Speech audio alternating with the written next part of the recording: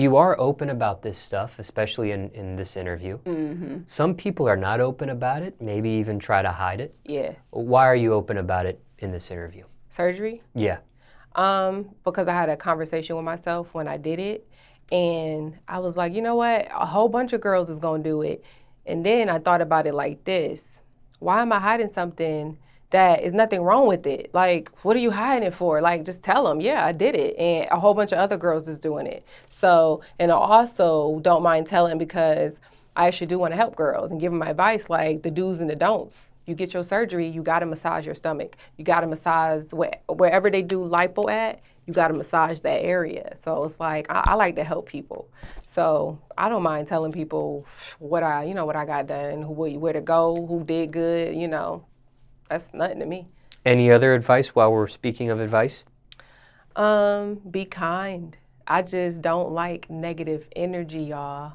Let's stop with the negativity. Let's just be kind. If you're going through something, speak spiritual help because there's always help. Nothing lasts forever. So in my perfect little world, I would just want world peace, but whatever, but just be kind, be nice, be cool.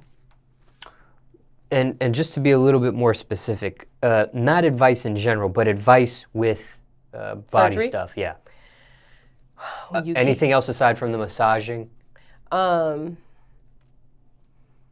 Stay away from mom and pop shops and make sure you do your reviews on your surgeon to make sure, you know what I'm saying, because it's like a gray area, right? So you could get somebody to suck fat out of your stomach, but if they suck too close to your skin, you're gonna have burn marks. So don't be so quick to pay somebody $1,000 in Colombia or wherever you go and come back with a burnt stomach because it's online that people are getting their stomachs burnt. So I just say, don't be so anxious. It's better to wait and find the right doctor than rush with some cheap, with a cheap procedure and have a disaster happen.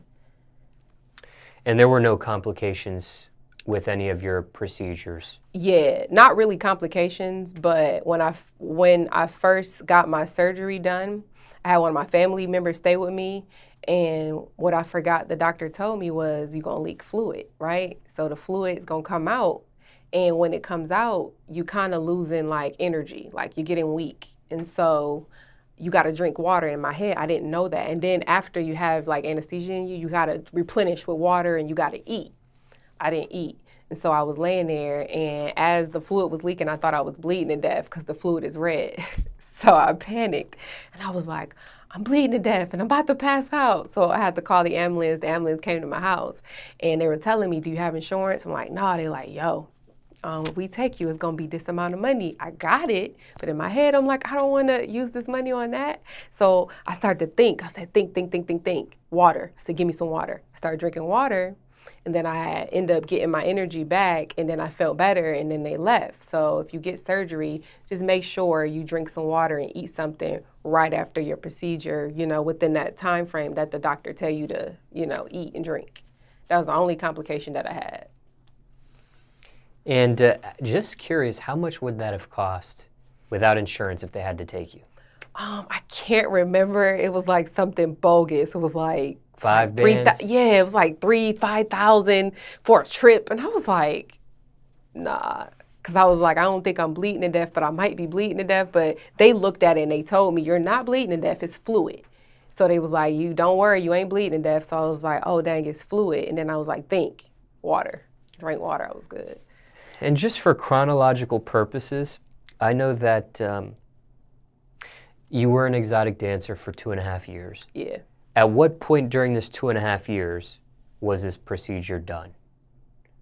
Was it during the 2.5, or was it before or after? Before. Let me think. Yeah, it was before, actually. Yep. So before you started exotic dancing, you had that procedure? Mm-hmm. Yeah.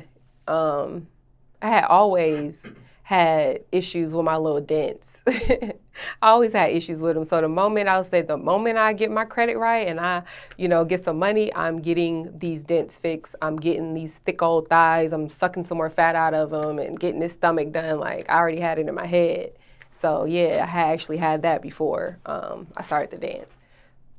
And was it worth it? Yes. It was so worth it, y'all. Let me tell y'all. It was so worth it. It made my pocket so fat. I appreciate past plastic surgery. Well, not plastic surgery because it wasn't, but I appreciate cosmetic surgery. Yeah.